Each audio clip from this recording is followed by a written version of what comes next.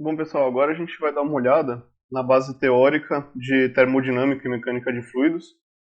Então é bastante importante a gente ter aí um conhecimento básico de termodinâmica e mecânica de fluidos.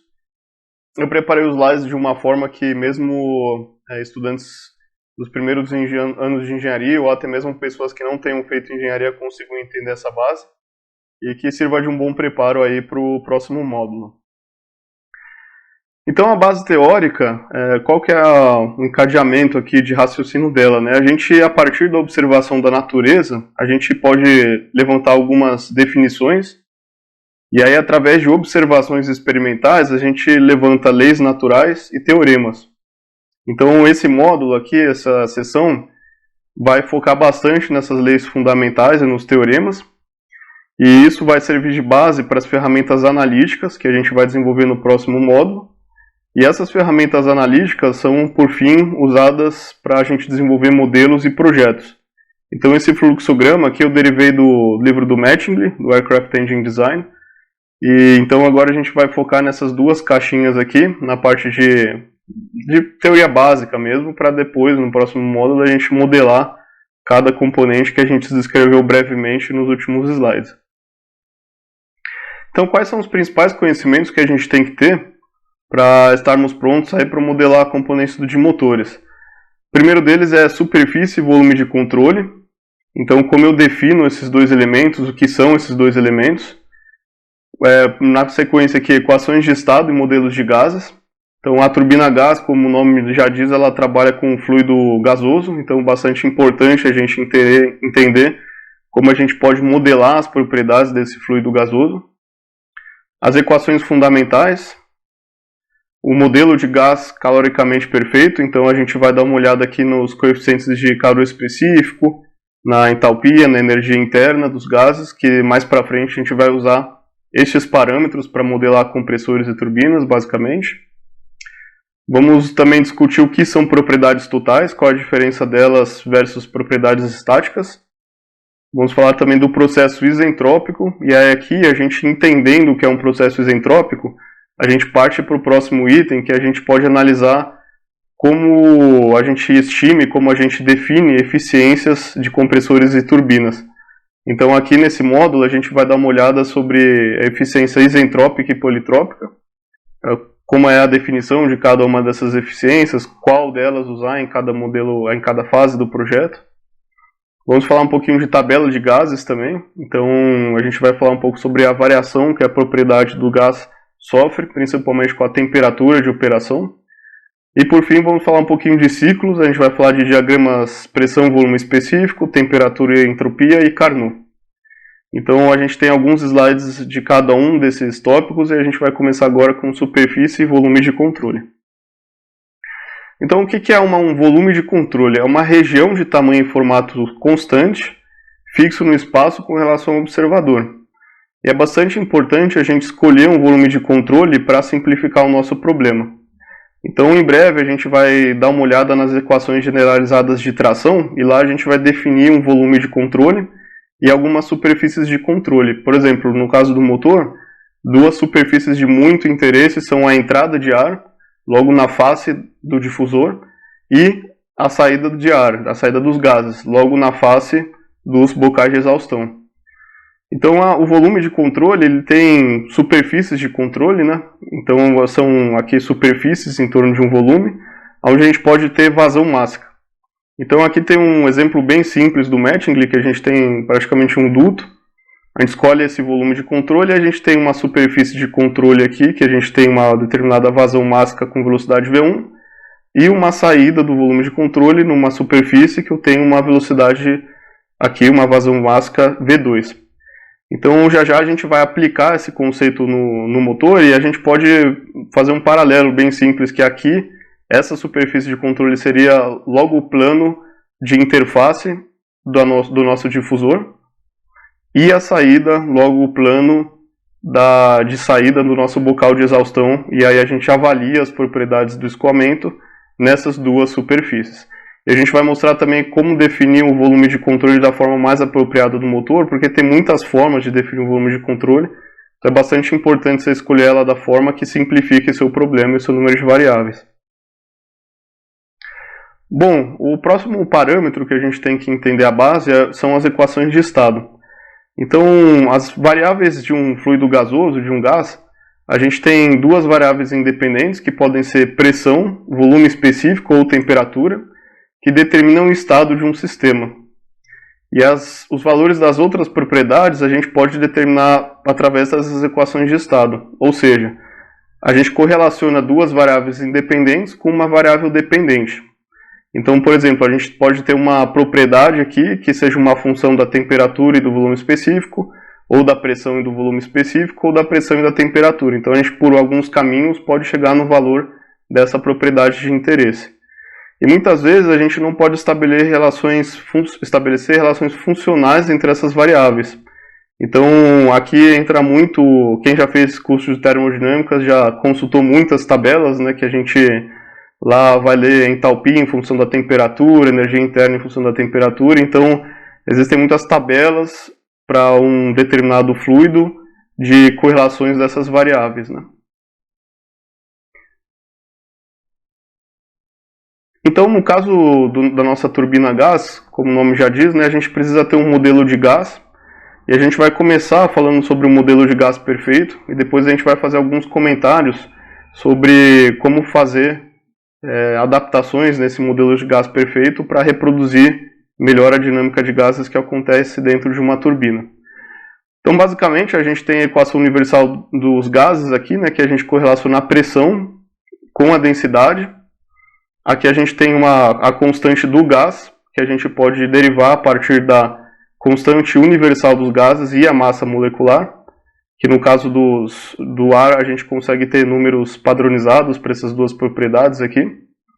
Então o nosso R aqui, a nossa constante do gás, é em torno de 287 em termos de SI. E temos a temperatura. Então a gente tem a amarração dessas variáveis dessa forma. E nós temos também a energia interna do fluido, que é basicamente descrita como uma correlação com a temperatura. Então essas são as equações mais básicas que vão dar para a gente um modelo simples do nosso gás. Uma outra propriedade que é muito importante da gente estabelecer é a entalpia, que ela define o nível energético do nosso gás. Então a entalpia é definida como a energia interna do gás, que é uma propriedade energética em função da temperatura, mais um termo relacionado à pressão, que a gente tem aqui a pressão com volume específico. E basicamente a entalpia vai definir esse nível energético, e aí vocês vão ver em breve, quando a gente modelar compressores e turbinas, que vai ser a diferença da entalpia entre algumas estações que a gente vai definir, que vai dar para a gente o trabalho de eixo. Então, por exemplo, quando eu vou fazer a expansão na minha turbina, eu vou variar a minha energia interna, a minha pressão e o meu volume específico, que vão variar a minha entalpia, e a variação da entalpia no meu elemento, seja ele compressor ou uma turbina, vai me dar a potência de acionamento desse elemento. Então aqui é a propriedade bastante importante que descreve o estado energético do gás. E por fim, constantes bem importantes também são os calores específicos, que dão para a gente o quanto de energia a gente precisa adicionar no sistema para mudar o gás de uma determinada quantia de temperatura. Então nós temos aqui o calor específico a volume constante, que é o nosso CV, que ele indica a variação da energia interna por uma variação de temperatura. Então quem fez módulos de cálculo, né, na faculdade sabe que esse delta aqui é uma derivada, então a gente pode interpretar como variação. Então é a variação da energia interna com a variação da temperatura por um volume constante. Então se eu preciso de 1000 joules para mudar 1 grau Kelvin o meu gás, essa é a constante, 1000 joules por Kelvin. E aí a gente depois tem que definir a quantidade mássica. E o CP é a minha variação de entalpia com temperatura a pressão constante. Então a gente consegue fazer ensaios, né, nos fluidos de interesse, se aproximando dessas premissas de ou volume constante ou pressão constante, e retirar a variável que correlaciona a variação de energia, seja ela energia interna ou entalpia, com a temperatura. A gente também tem correlação entre essas variáveis. O CP, o calor específico à pressão constante, ele é o calor específico a volume constante, mais a constante do gás. E por fim, um parâmetro muito importante para a modelagem de turbinas e compressores que a gente vai ver é a relação entre calores específicos que a gente chama de gama. Então, basicamente, esses coeficientes aqui eles correlacionam variação de energia com variação de temperatura. E é bastante importante notar que quando a gente fala de uma letra minúscula, por exemplo, quando a gente está falando de uma entalpia ou de uma energia interna na forma minúscula da letra, a gente está falando de uma propriedade específica, ou seja, é aquela propriedade por quilo. Normalmente, em unidades internacionais, a entalpia tem a unidade de Joule, por exemplo. E então, se a gente está falando de uma entalpia específica aqui, numa letra minúscula, a gente está falando de Joule por quilo. E se a gente está falando de uma letra maiúscula, então se aparecer um H maiúsculo, a gente está falando da propriedade total que é medida em energia, em termos de joules. Então aqui a gente tem um sumário bem resumido dessas correlações do modelo do gás perfeito, que a gente precisa entender minimamente essa base aqui, para depois, quando a gente aplicar essas variáveis nos modelos de compressor e turbina e câmara de combustão, que a gente vai ver no próximo módulo, isso aqui está razoavelmente bem sedimentado. Então, bastante importante guardar que o calor específico é uma correlação entre variação de energia com temperatura, que a gente tem o gama, que correlaciona o calor específico à pressão constante com o volume constante, e que a gente consegue descrever a partir de medições de pressão, temperatura, densidade, as propriedades do gás. Por exemplo, se eu tenho uma medição de temperatura e de densidade, eu consigo também estabelecer a medição de pressão. E tendo a pressão, a temperatura, a gente consegue estabelecer o nível energético do gás, que é a minha entalpia. Bom, pessoal, agora a gente vai falar um pouquinho de duas equações fundamentais que são a base da termodinâmica. Então, para quem já fez termodinâmica na faculdade, aqui não vai ter grandes novidades. Mas para quem nunca fez termodinâmica, aqui a gente tem sumarizado em um slide duas das principais leis. Então, a famosa primeira lei da termodinâmica, o que ela é? Ela enuncia aqui que o calor que você adiciona a um sistema, representado pela letra Q, vai ser igual ao trabalho, ou seja, você entrou com um calor no sistema, você vai ter como saída um trabalho, mais um ΔE, que é uma variação de energia, que vai ser, essa energia pode ser a soma da energia cinética, potencial e interna, cada sistema tem uma distribuição diferente entre essas parcelas, né? Então aqui é aquela famosa questão de que a gente conserva energia, né? Depois a gente vai ver na segunda lei que ocorrem irreversibilidades, mas aqui a gente consegue ter uma base teórica que depois a gente vai ver que a gente vai estabelecer correlações entre o calor adicionado e o trabalho que eu consigo no meu sistema, que basicamente enuncia a eficiência do meu sistema, né? Se para um dado calor eu tiro bastante trabalho, ou eu vario minha energia, alguma energia de interesse, eu tenho um sistema eficiente, mas a gente vai ver que na segunda lei da termodinâmica a gente tem irreversibilidades, né, que aparecem quando a gente adiciona calor ao sistema, então nem todo calor é convertido em trabalho. Bom, segundo a lei da termodinâmica, é exatamente essa questão que a gente comentou, que a gente tem uma definição de uma variável aqui que é a entropia, e a gente tem variações aqui de entropia sempre que a gente tem variações de calor no nosso sistema. Então a gente vai ver, quando a gente olhar o diagrama TS de um ciclo Brayton, eu vou chamar a atenção de vocês quando a gente olhar o processo que acontece na câmara de combustão. Então na câmara de combustão é onde a gente adiciona calor ao sistema, e lá a gente vai ver que a gente tem um acréscimo bem grande de entropia no sistema. Então a variação da entropia ela é igual à variação do calor adicionado ao sistema, dividido pela temperatura, mais um termo relacionado a irreversibilidades. E o que essa equação aqui da segunda lei ela enuncia? Se eu tenho uma variação da entropia igual à minha variação de calor sobre a temperatura, esse primeiro caso aqui, eu tenho um processo reversível. Então esse segundo termo aqui relacionado à geração de entropias de irreversibilidade não ocorre, e meu processo é reversível. Lógico que isso é uma idealização, muito difícil de você ter um processo totalmente reversível, por isso que quase a totalidade dos casos cai em uma situação onde a sua variação de entropia é maior do que sua variação de calor com temperatura, porque esse termo de geração de entropia, que devido a irreversibilidades, é maior do que zero. E aí a gente tem algumas informações aqui, algumas definições importantes. A primeira delas é se o nosso processo é adiabático, e quando o nosso processo é adiabático, a gente não tem troca de calor do nosso sistema com o meio. Então a gente tem um sistema teoricamente ali, idealmente completamente isolado, e todo o calor que eu adiciono a ele é mantido naquele volume de controle. Se eu tenho um processo reversível, eu não tenho nenhum fenômeno dissipativo. Então, se eu tenho um processo reversível, esse termo aqui de geração de entropia, de reversibilidades, ele é zero. E qual que é a natureza desses fenômenos dissipativos, né? Então, basicamente, a gente tem viscosidade. Então, aí para quem já fez mecânica de fluidos, né, é um termo razoavelmente entendido, mas para quem nunca fez, basicamente a gente tem perdas viscosas nos fluidos, né? Os fluidos criam gradientes de força quando a gente coloca eles em movimento, e essas forças têm caráter dissipativo. A gente também tem condutividade térmica e difusão de massa. Esses dois fenômenos também levam a irreversibilidades. Então, todos os processos que a gente tem aí numa turbina a gás, elas levam à geração ou de viscosidade, ou de condutividade térmica, ou de difusão de massa, e também elas trocam calor com o meio externo, né? Então, a gente vai ver que a partir da definição das eficiências, a gente parte de processos ideais, mas a gente vai ver que a gente sempre cria entropia, e sempre aparece o termo de geração de entropia nos processos reais. Essa é a grande diferença de um processo ideal para um processo real. O processo ideal a gente não tem esse termo aqui. E as eficiências, portanto, são 100%.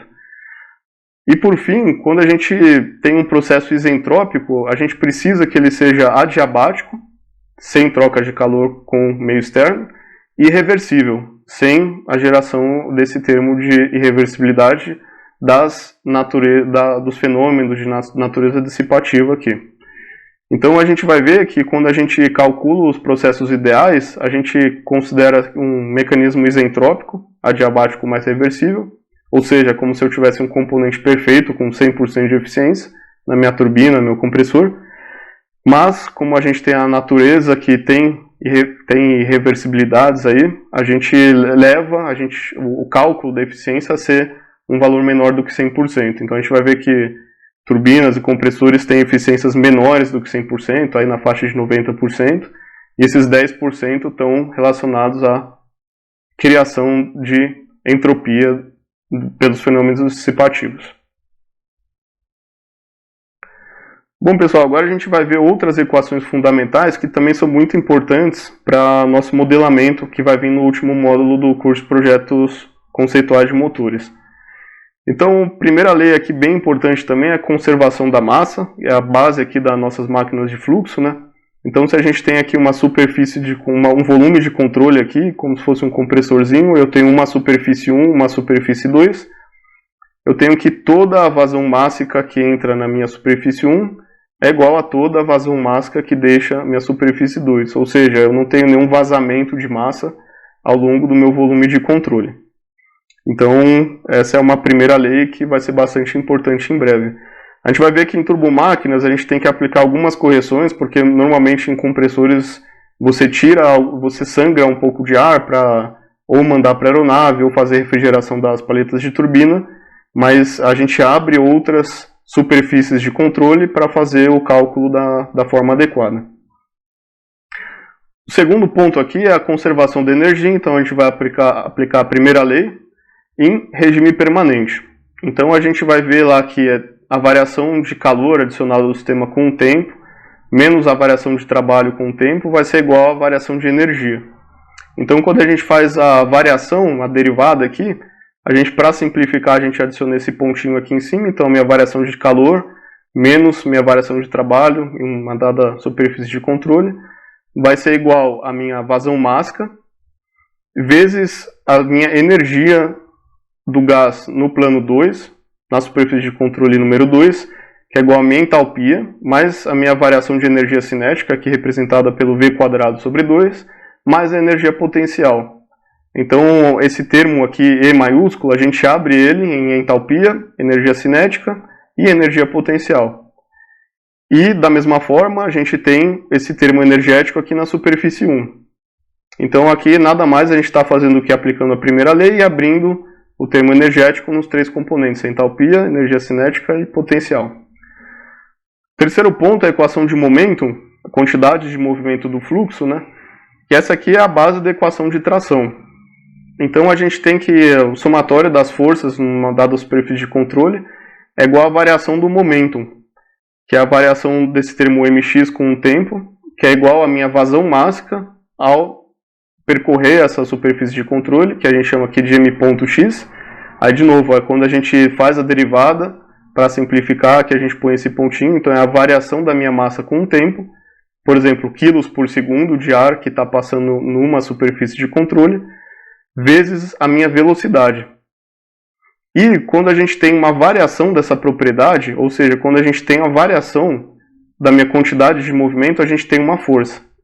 E é isso que acontece de uma forma simplificada em qualquer elemento propulsivo, seja ele um motor foguete, seja ele uma hélice, um fan.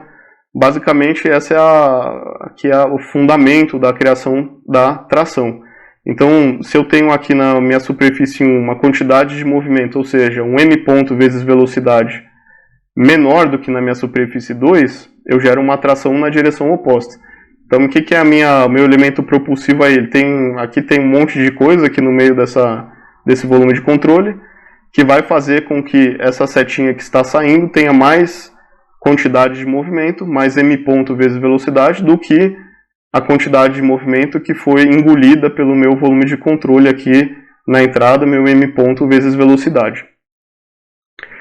E existe uma equação, que é a equação de Gibbs, que a gente consegue relacionar a entropia específica, ou seja, a entropia por quilo, com as outras propriedades termodinâmicas. Então, se eu sei a variação da minha energia interna, se eu sei a pressão, a variação do volume específico e a temperatura, eu consigo calcular a minha variação da entropia.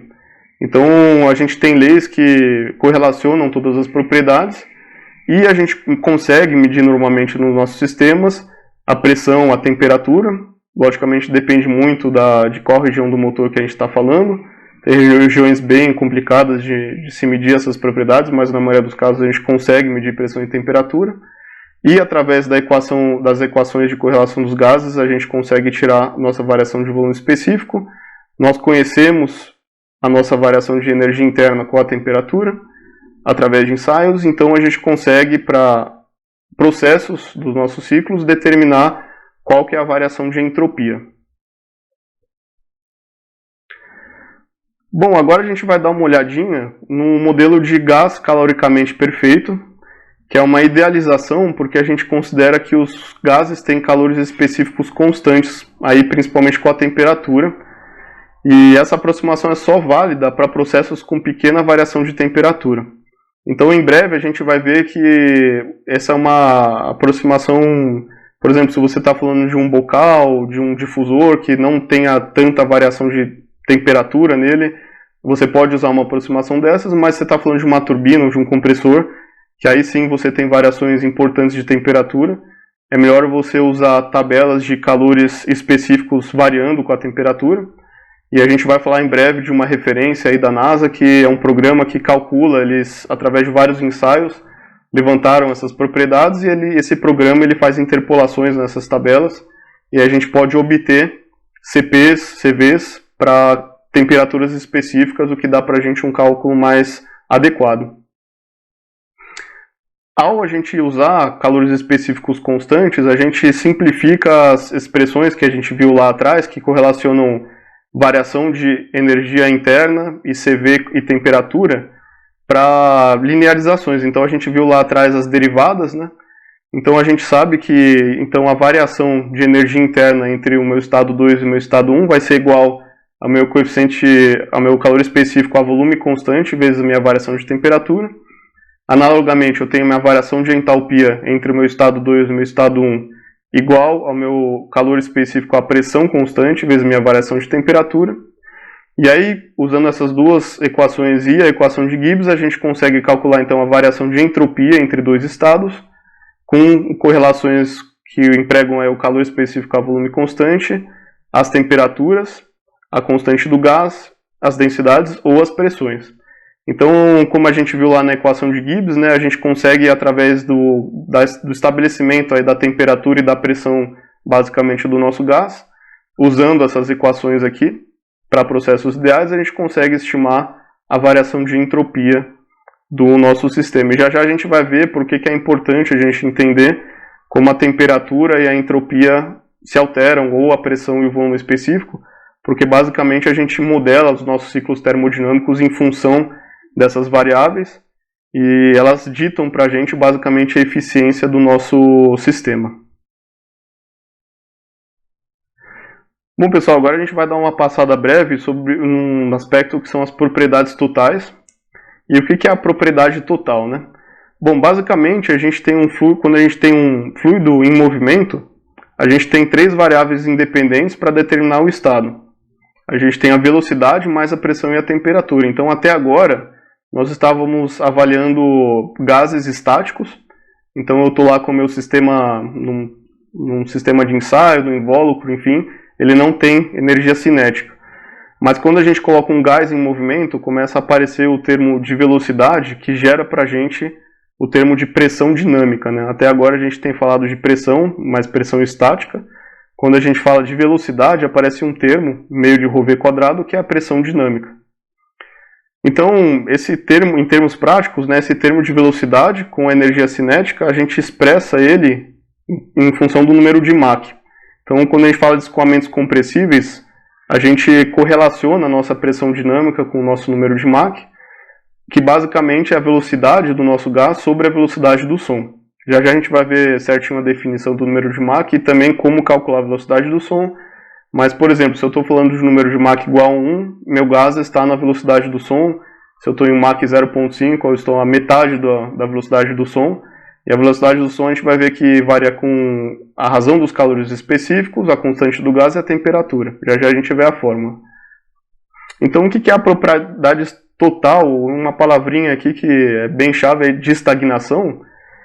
É quando eu pego minha pressão e minha temperatura e eu simulo, vamos dizer assim, que o meu fluido foi desacelerado a velocidade nula através de um processo reversível adiabático de trabalho nulo. Então, em termos práticos, o que eu estou fazendo? Eu estou transformando minha pressão dinâmica, que está relacionada aqui à minha velocidade, que a gente viu que em escoamentos compressíveis a gente correlaciona a velocidade com o número de Mach. Estou levando esse gás para um estado estático, e ao levar ele para esse estado estático, eu estou convertendo minha pressão dinâmica em uma pressão total.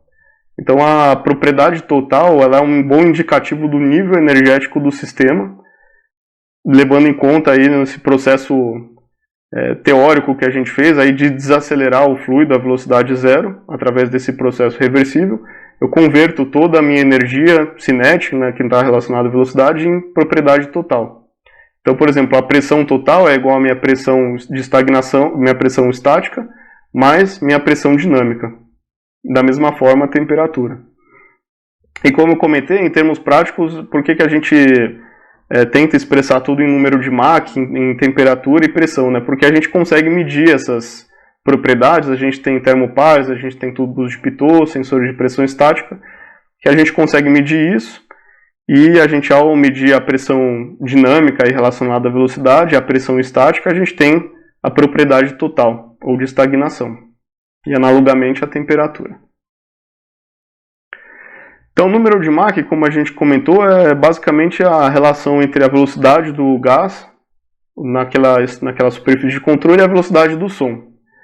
Então, o meu número de Mach é o V infinito aqui sobre o Azinho, e esse Azinho, que é a velocidade do som, é a raiz quadrada do gama, que é o que a gente viu a razão entre os calores específicos, a pressão constante, a volume constante, a minha constante de gás e minha temperatura. Então, as propriedades totais a gente consegue correlacionar aqui, a gente está chamando as propriedades totais nesse slide de uma propriedade com T maiúsculo do lado. Então aqui a minha pressão total vai ser igual a esse termo aqui, que é em função do meu gama e do meu número de Mach. E a gente, ao passar a pressão estática para o lado direito da equação, a gente tem aqui a correlação entre a minha pressão total e a pressão estática. Então, quanto mais rápido eu vou, meu número de Mach vai subindo, e olhem aqui como é ao quadrado, né? Então uma relação exponencial aqui, né? Quadrática. Então esse termo começa a ganhar um valor numérico bastante importante quando eu vou rápido, quando eu vou no Mach alto. Então a minha pressão total fica bem superior à minha pressão estática. E de uma forma análoga, a minha temperatura total também, quando eu vou rápido, quando eu estou com gás num número de Mach alto, minha temperatura total também fica algumas vezes maior que minha temperatura estática. Então aqui isso é um conhecimento muito importante, e quando a gente falou lá atrás do ramjet, que a gente, por estar voando rápido, a gente tem uma disponibilidade de pressão muito grande, é esse termo aqui que enumera, né, que traz para o mundo quantitativo quanto a essa quantidade de pressão que a gente está ganhando, que a diferença entre a pressão total e a estática basicamente é a dinâmica, que é correlacionada por essa equação aqui. E não é só para o lado bom que voar rápido age, né? Porque se por um lado a gente ganha pressão total por estar no número de Mach alto, a gente ganha também temperatura total, e agora a gente precisa tomar cuidado com as nossas estruturas, com nossas ligas metálicas, porque a gente começa a chegar mais próximo dos limites dos materiais, né? Então, por exemplo, uma limitação importante, um exemplo que a gente pode dar aqui também, para motores voando no regime supersônico, como eu estou aqui com o número de Mach alto, esse termo começa a ficar bastante alto, então minha temperatura total cresce bastante, então meus estágios de compressor começam a encarar temperaturas cada vez maiores. E aí, muitas vezes, a razão de pressão de um motor aeronáutico, um turbofan para voo supersônico, é determinado por uma equação desse tipo aqui. A gente tem um limite no meu último estágio do axial, vamos dizer, minha liga suporta 700 ou 800 Kelvin, e aí se eu começo a voar muito rápido, esse termo cresce bastante e as temperaturas aí que o meu motor encara ficam bastante altas. Então, por um lado é bom ter bastante pressão para ganhar no meu ciclo termodinâmico, e por um lado a gente tem que tomar cuidado com a temperatura total que eu ganho quando eu vou rápido pelos meus limites metalúrgicos aí, basicamente. Bom, pessoal, a gente também consegue no escoamento compressível correlacionar essas variáveis totais, a pressão total, o nosso gama, constante do gás, temperatura total, número de Mach, e basicamente esse termo aqui que é função do nosso gama e do nosso número de Mach, é bastante análogo a esses termos aqui. A gente consegue também estimar aqui, calcular a vazão mássica através de um componente. Então esse é um outro conhecimento bem importante aqui. Se eu estou conseguindo medir na bancada minha pressão total, minha temperatura total, e eu conheço as minhas propriedades do meu fluido, porque eu já conheço as propriedades termodinâmicas dele previamente tabeladas em termos de gama, R, e também eu sei o meu número de Mach, porque eu medi minha temperatura total, eu conheço o meu R, conheço o meu gama. Então eu consigo estabelecer todos os parâmetros do lado direito da equação, e eu sei a minha área, uma determinada área do meu equipamento, da minha turbina a gás que eu estou medindo, então eu consigo estimar a vazão mássica percorrendo aquela estação da minha máquina. E por um outro lado também eu consigo checar, por exemplo, essa equação aqui ela é muito importante, a gente vai ver no próximo módulo quando a gente dimensiona um fan. Então basicamente quando a gente dimensiona um fan, a gente tem uma determinada vazão mássica que precisa passar por uma área, e a gente sabe as propriedades totais do escoamento que está aí adentrando a nossa superfície de controle. Então as minhas áreas da minha turbina a gás, do meu fan, são muito determinadas por esse tipo de correlação, onde a minha vazão mássica aqui vem do meu sizing, né? Se eu tenho um determinado requisito de potência ou de tração, eu correlaciono isso com minha vazão mássica, a gente vai ver em breve. E aí a gente, através dessa equação compressível, a gente tem como que essa vazão mássica se correlaciona com a área. Importante também, pessoal, que a partir desse ponto, todas as propriedades em letra maiúscula vão ser propriedades totais, e todas as propriedades que tem o Szinho depois são propriedades estáticas. Aqui é uma mudança aqui na nomenclatura desse ponto em diante para ficar mais coerente com as definições mesmo que a gente usa em turbina a gás, as normas SAE. Então, normalmente, quando a gente está falando de propriedade total, quando vocês verem um P maiúsculo, vai ser a pressão total. E se a gente quiser expressar só o termo estático, ou seja, tirando o termo dinâmico, a gente expressa com um símbolozinho S aqui no subscrito. Bom, pessoal, agora a gente vai falar de um processo isentrópico. Como a gente viu lá, um processo sem reversibilidades e sem troca de calor, né, um processo adiabático, e como a gente correlaciona aí as propriedades, né? Então, quando a gente pega a equação universal de gases com as derivações da equação de Gibbs, que a gente viu nos últimos slides, a gente consegue correlacionar a variação de temperatura entre dois estágios aqui com a pressão através dos coeficientes aqui das razões entre o calor específico e a pressão constante sobre o volume constante, que é o gama, e a gente consegue fazer isso de forma análoga entre temperatura e densidade, e pressão e densidade. Se vocês lembrarem lá atrás, a gente, através da equação universal de gases, consegue amarrar bem essas coisas, e o jeito das equações são bem similares, né? E aqui nesse quadrinho a gente tem uma das mais importantes aqui, quando a gente calcula processos ideais em motores, a gente costuma ter a razão de pressão prescrita. Eu quero ter um compressor aí de 10:1 de razão de pressão, por exemplo, e aí através dessa equação eu sei, se eu tivesse um processo isentrópico, qual que seria a minha variação de temperatura, e análogo à turbina, né? Na turbina a gente normalmente sabe as temperaturas aí na entrada da turbina e saída, a gente tem um requisito de potência, né? Então a gente também correlaciona isso com a pressão. Então essas equações é bem importante ressaltar que elas são válidas para um gás caloricamente perfeito, em um processo isentrópico. E aí agora a gente vai ver, em breve, né, como usar essas equações no mundo real, que no mundo real é um mundo entrópico, né? A gente tem geração de reversibilidades, nós não temos processos completamente adiabáticos, a gente vê que a gente cria variáveis que são as eficiências, né? Que elas vão correlacionar o processo real com o processo ideal, e o processo ideal é descrito por esse tipo de equação aqui.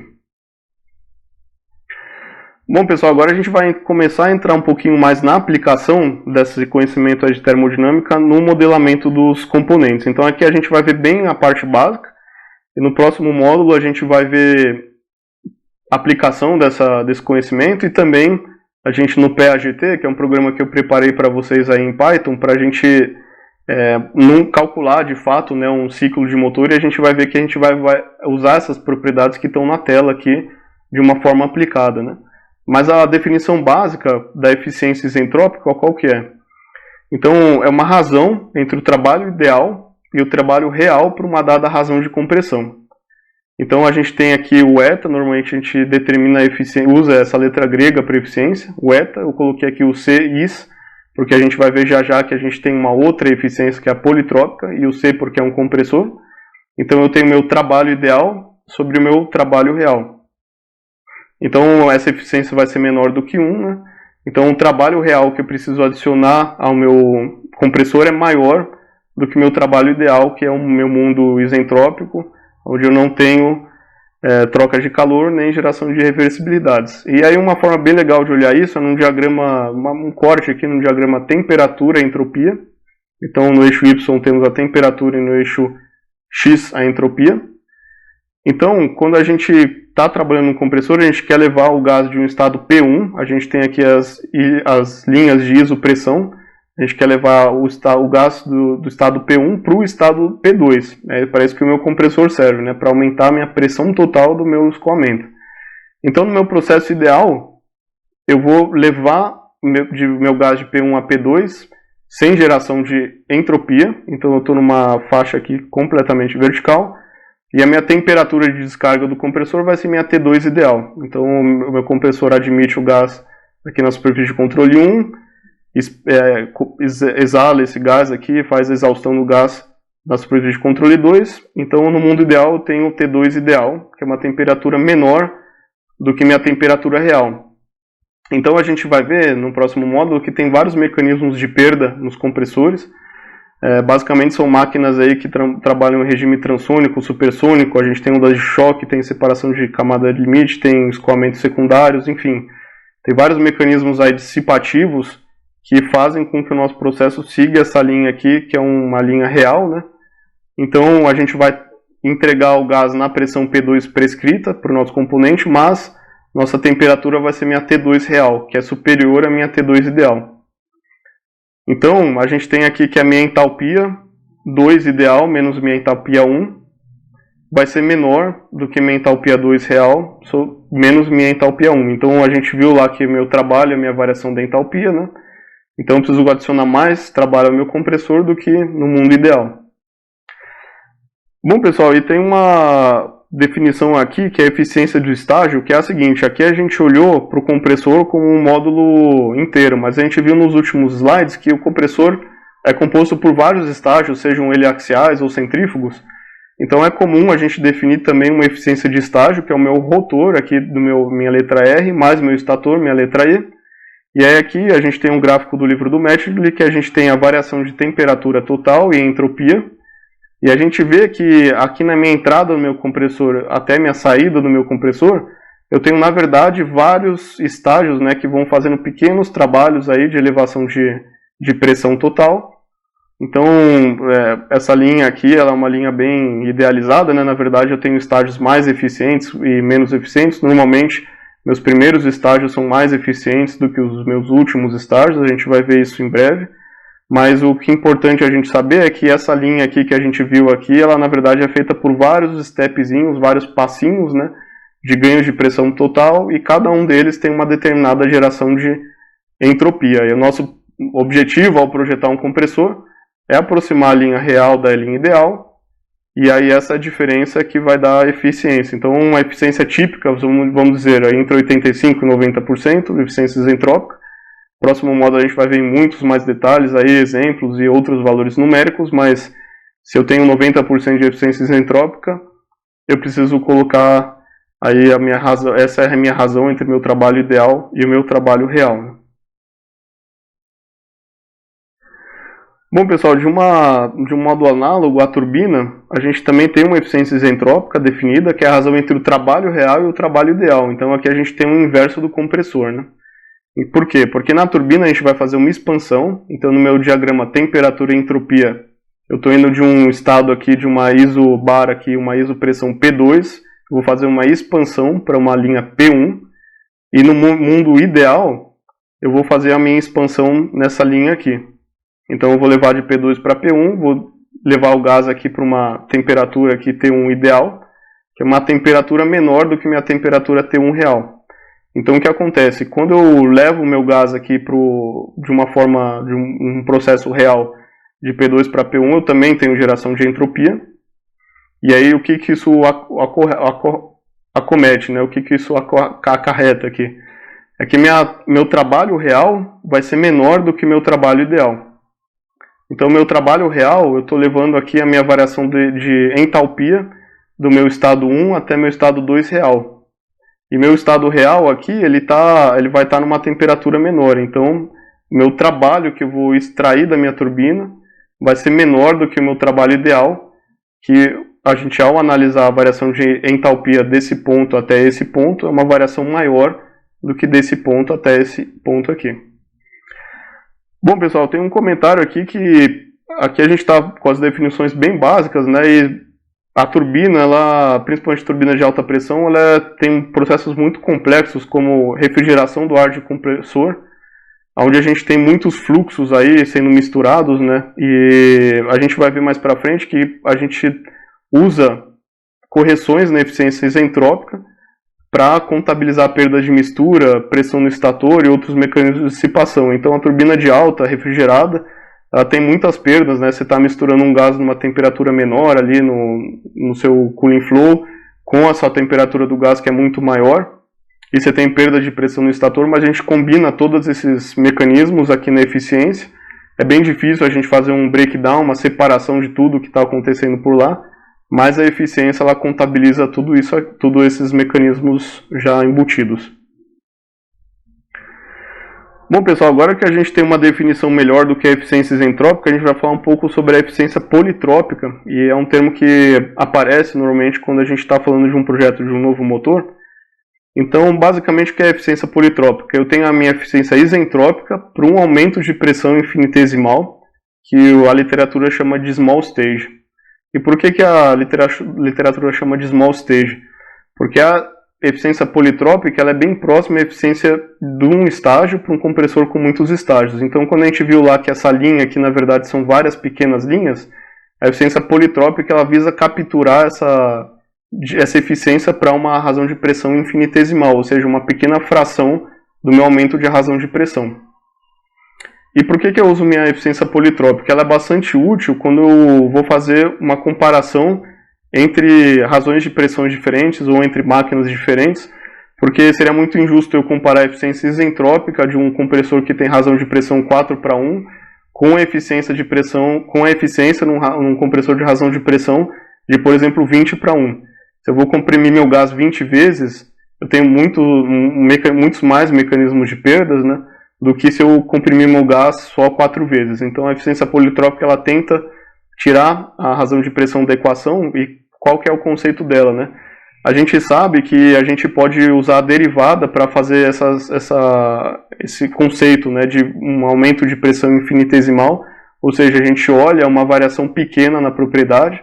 Então, se eu derivar a minha definição de eficiência isentrópica com relação à minha pressão, eu estou olhando só para variações pequenas, né? Então eu dei um zoom naquela minha curva de ganho de pressão no meu diagrama TS, e aí eu estou olhando num pequeno ΔP aqui, eu estou pegando o P1, não estou levando ele para o P2, eu estou pegando o P1 e dando um pequeno ΔP, e aí eu vou ver o que vai acontecer com a minha temperatura. Então eu estou olhando lá, dando um zoom, vamos dizer assim, naquele ganho de pressão que a gente olhou nos últimos slides. E aí, através das equações que a gente viu nos últimos slides, a gente consegue estabelecer correlações entre eficiência isentrópica, que aqui é o ΔCis, com minha eficiência politrópica, que é o meu ΔCpol aqui, através do já conhecido nosso gama e a razão de pressão. Então, pessoal, aqui nesse gráfico a gente tem no eixo Y a eficiência isentrópica e no eixo X a razão de pressão. E aqui é praticamente a gente está plotando a equação do último slide. Então, o que a gente pode observar aqui? Aqui nessa primeira linha aqui eu tenho uma eficiência politrópica de 95%, e aí eu vou caindo 5% em cada uma dessas curvas até chegar na minha curva aqui azul escura mais inferior, que é a minha eficiência politrópica de 75%. E o que a gente pode observar aqui? Se eu tenho uma eficiência politrópica bem alta, 0,95, que é um valor assim próximo do que é o máximo que a gente vai ter aí para compressores e turbinas super modernos com toda a tecnologia, a gente tem variações menores entre a nossa eficiência isentrópica e a nossa eficiência politrópica, né? A alta eficiência politrópica ela comprime as variações aí da eficiência isentrópica. Mas se a gente está falando de uma eficiência politrópica menor, por exemplo 80, 85%, a gente começa a ver que para razões de pressão maiores, começa a haver uma divergência entre a nossa eficiência isentrópica e a nossa eficiência politrópica, né? Então, por exemplo, se eu pegar uma eficiência politrópica de 85%, uma eficiência aí, vamos dizer assim, de motores aí dos anos 80, se eu estiver falando de uma razão de pressão de 15, minha eficiência isentrópica, na verdade, seria em torno de 79%, por exemplo, pegando esse ponto aqui. Então é bem importante quando a gente compara conceitos de motores, a gente trabalhar com eficiência politrópicas, apesar de quando a gente faz o cálculo do ciclo em si, a eficiência isentrópica ela é mais útil, né, porque ela está correlacionando os processos ideais com os processos reais. Bom, na turbina é análogo, né? A turbina, em vez da gente fazer uma compressão do gás, a gente vai fazer uma expansão do gás. Então a gente vai fazer uma expansão infinitesimal do nosso gás. Então, em vez da gente levar o gás da nossa pressão de entrada até a nossa pressão de saída, a gente vai dar um pequeno step, um pequeno delta, né? Um pequeno ΔP. E também a gente consegue correlacionar a eficiência isentrópica da turbina com a minha eficiência politrópica da turbina. E aí aqui a gente tem um gráfico análogo, onde a gente tem no eixo Y a eficiência isentrópica, razão de pressão da turbina. Notem aqui que a razão de pressão da turbina é bem diferente da razão do compressor, então o compressor tem uma razão de pressão aí de... A gente viu lá a faixa, né, 10:1, 15:1, 20:1, na turbina a gente tem uma razão de pressão bem menor, a gente tem uma razão de pressão aí que tipicamente vai estar entre 3, 5, mais para 4 aqui. E é interessante notar que mais para as razões de pressão aí de utilização da turbina, a gente tem um platô aqui, né, entre a nossa eficiência isentrópica e politrópica. Então essa abordagem de usar a eficiência politrópica, a gente viu que para o compressor tem uma diferença maior, mas para a turbina tem a diferença um pouco menor. Então, como eu comentei, pessoal, quando usar cada uma, né, eficiência isentrópica, a gente costuma usar ela para cálculos do ponto de projeto aqui, fora do ponto de projeto. Então, a gente, ao calcular mapas de desempenho, né, os mapas de desempenho, normalmente, a gente tem o uso aí de eficiências isentrópicas. E também a gente vai, através dos mapas, analisar diferentes pontos de operação de uma mesma máquina. Como a gente falou, a gente vai ver no próximo módulo em bem detalhes o que são esses mapas de desempenho de compressores e turbinas. E é bem usual que os mapas sejam descritos em termos de eficiência isentrópica. Para a eficiência politrópica, o principal é a gente calcular o nosso ponto de projeto, principalmente quando a gente está fazendo um comparativo entre diferentes motores, aí que tem razões de pressões diferentes. Então, quando eu estou numa fase aí de conceituação do meu motor, eu não sei se minha razão de pressão mais adequada é 15:1, 20:1. Então é interessante eu trabalhar com a eficiência politrópica, que ela dá uma indicação de nível tecnológico que eu consigo de cada estágio, né, que eu vou compor o meu compressor com esses pequenos estágios, né. De novo, é aquele pequeno step, né, eficiência politrópica. Ou quando eu comparo motores diferentes, também é importante eu usar a eficiência politrópica, porque eles também podem ter arranjos internos diferentes de compressores, de estágios, né. A gente pode ter axiais, centrífugos, etc.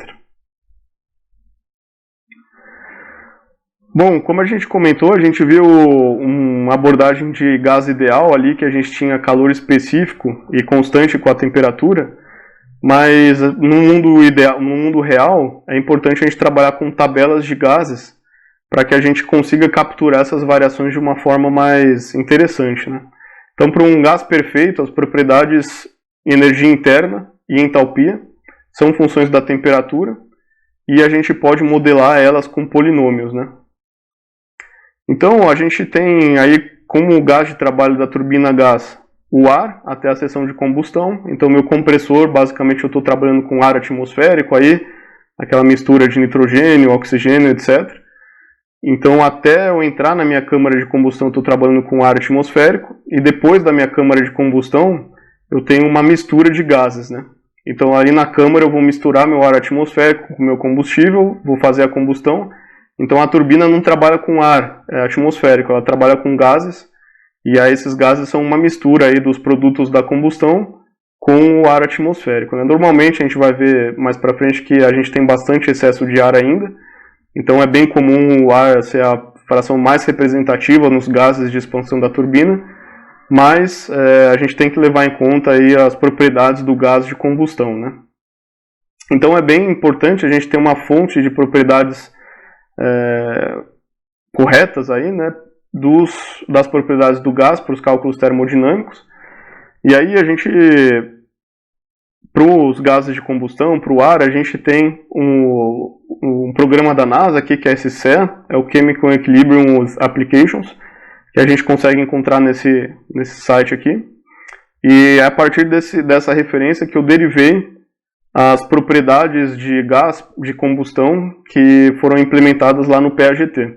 Então lá no PAGT, quando a gente for olhar as equações de turbina, a gente vai ver que a gente não vai trabalhar mais com propriedades atmosféricas na turbina, né? Mas sim a gente vai trabalhar com as propriedades do gás de combustão, e a gente precisa estabelecer uma razão ar combustível, tem outros detalhes que quando a gente chegar nas aplicações do próximo módulo a gente vai entrar. Mas basicamente a ideia desse slide é essa, que a gente tem que trabalhar com gases de combustão na seção da turbina, e na seção do motor a gente pode trabalhar com ar atmosférico. Bom pessoal, agora a gente vai falar dos ciclos termodinâmicos. A gente vai falar, agora que a gente já definiu o que são essas propriedades, né, a gente vai falar sobre o ciclo PV e o ciclo TS, ou seja, pressão, volume específico, e temperatura e entropia. Então, tipicamente, a gente usa o ciclo PV para representar os ciclos Otto e diesel. Então, é bem comum para motores de combustão interna a gente usar a pressão no eixo Y, o volume específico no eixo X. E aí aqui a gente tem um exemplo do meu motor Otto, onde eu tenho aqui meu ciclo de admissão, eu tenho meu ciclo de compressão. Então aqui eu estou caindo com o meu volume específico e aumentando a minha pressão. Aqui eu tenho minha combustão, como a gente viu lá o ciclo Otto, ignição por centelha, a gente tem combustão a volume praticamente constante. Lá no nosso artigo de motores a gente vê que não é exatamente constante, mas é a aproximação aqui, né? Os motores reais são uma mistura, na verdade, do Otto e do diesel, mas a gente tem aqui, no caso do Otto, combustão a volume praticamente constante, o aumento da pressão, a minha expansão aqui do gás e a minha exaustão, e de novo eu tenho um novo ciclo. E, por outro lado, eu tenho o meu ciclo diesel aqui, os mesmos eixos, né, pressão e volume específico. Aí a principal mudança aqui, pessoal, a gente vê que a compressão é bastante similar, né, mas a minha combustão aqui é a pressão constante. Ou seja, no meu momento de descendente do meu pistão, eu adiciono no meu injetor o combustível, e aí eu faço a minha combustão aqui enquanto o pistão já está em curso descendente, depois eu faço a minha expansão, né? E a gente vai ver lá no nosso artigo de motores a combustão que essa área aqui no nosso gráfico é bastante proporcional ao trabalho que eu retiro do meu ciclo, né? Então, o nosso objetivo é a gente ter essa área mais representativa possível, né? A maior área possível. E aí daqui a gente já tira dos ganhos, né, da gente aumentar a razão de compressão. Então, se eu consigo trabalhar no meu ciclo com mais razão de compressão, eu vou estender essa região aqui e eu vou ganhar uma determinada área, ou seja, eu retiro mais trabalho do meu ciclo para uma dada quantidade de calor que eu adicionei a ele através da combustão dos meus gases, né? E é que a gente vê que o ciclo diesel ele tem essa combustão a pressão constante, e a gente vai ver também que a gente consegue no ciclo diesel aumentar bastante a compressão, né, por a gente fazer a combustão a pressão constante. A gente não tem o desafio de octanagem que o ciclo Otto tem, então basicamente esse ponto aqui, o limite de compressão, é limitado aí pela octanagem do combustível, ou seja, a resistência do combustível de entrar em autoignição, o que leva a uma série de problemas mecânicos no motor, né? Enquanto no ciclo diesel eu consigo aqui aumentar bastante a minha compressão e trabalhar aqui com uma combustão a pressão constante, desculpe.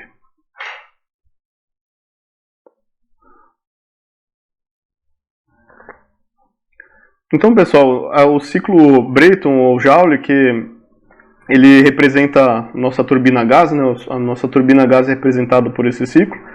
Ele é tipicamente apresentado como um ciclo temperatura-entropia, né? A gente, logicamente, pode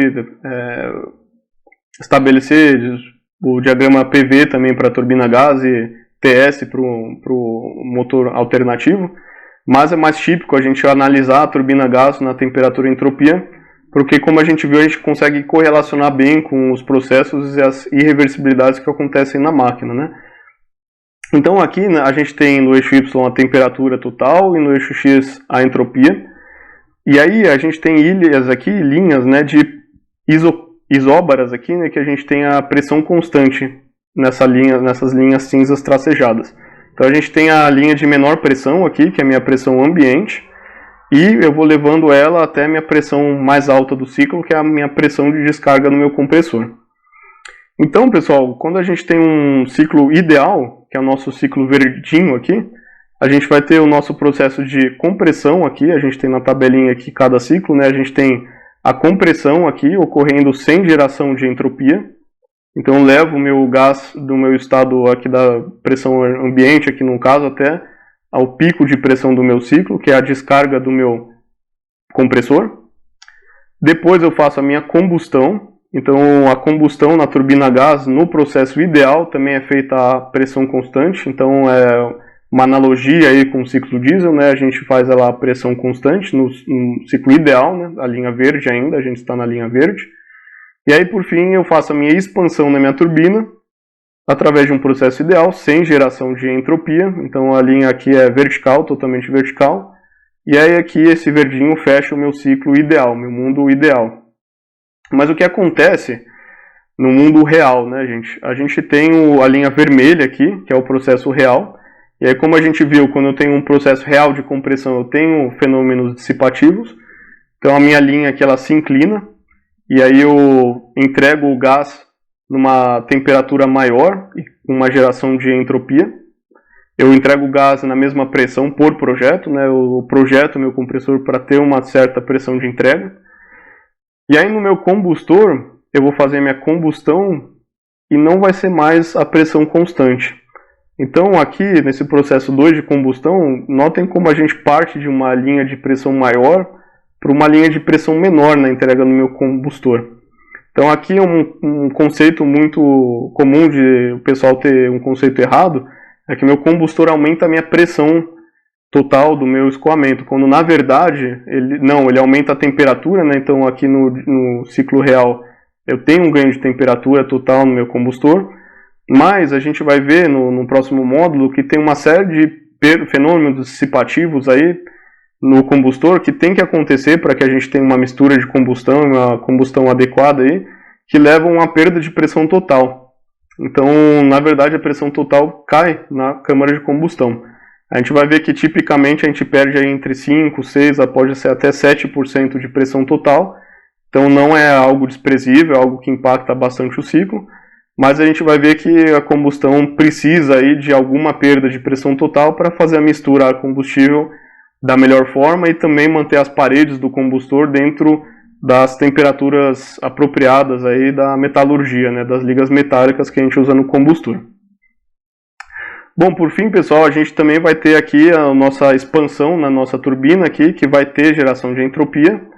A gente vai fazer a expansão até o mesmo nível de pressão aqui do processo ideal, mas aqui ao gerar entropia, ao ter as irreversibilidades, eu vou entregar meu gás numa temperatura maior do que num processo ideal. Então, se eu tenho muita temperatura saindo do meu motor é um mau sinal, porque a gente gerou muita entropia, a gente deixou de usar toda a energia do fluido em trabalho de eixo ou expansão do gás para geração de tração, né? Então esse desvio aqui entre a linha verde e vermelha aqui, a gente tem que aproximar, né? Quando a gente projeta o compressor, a gente tem que aproximar a linha vermelha da linha verde, e analogamente à turbina também a gente tem que aproximar a linha vermelha da linha verde, e aqui o combustor também, idealmente a gente tem que chegar o mais próximo possível da linha verde.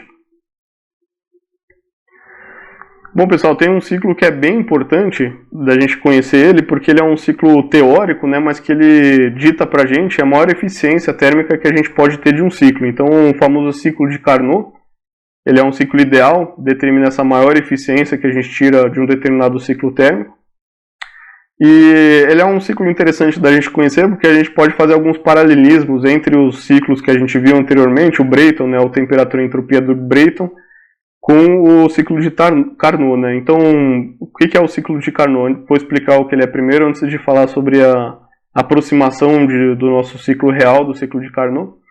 Então, ele é um ciclo temperatura e entropia, onde a gente tem aqui essa região aqui entre o meu T-cold e o meu T-hot, e a minha entropia aqui, ou seja, um processo que não tem geração de entropia, essa região verde aqui, ele é meu trabalho. Então, meu trabalho que eu tiro do meu eixo, como a gente viu, a área verde aqui que está nesse gráfico.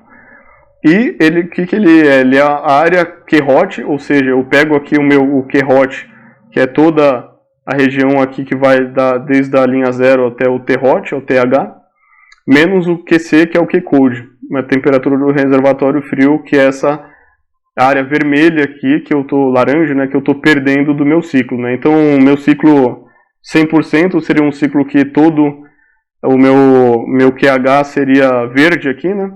Mas a gente tem aqui o Q-cold, que é a temperatura que eu entrego para o meu reservatório frio. Então, a minha eficiência de Carnot é a razão entre essa área vermelha aqui e a área total. Então, a área verde e a área total. Meu trabalho sobre o meu QH. E aí aqui a gente pode, ao expandir o trabalho para a diferença de calor adicionado ao ciclo entre o hot e o cold, e o hot, o quente, a gente aqui pode transformar isso nas temperaturas, né, usando as equações que a gente viu previamente. A gente vê que a eficiência de Carnot é 1 menos a relação entre o meu fluxo frio e o meu fluxo quente. Então, que isso aqui é bem importante para a gente entender para os nossos processos aí da turbina a gás, né?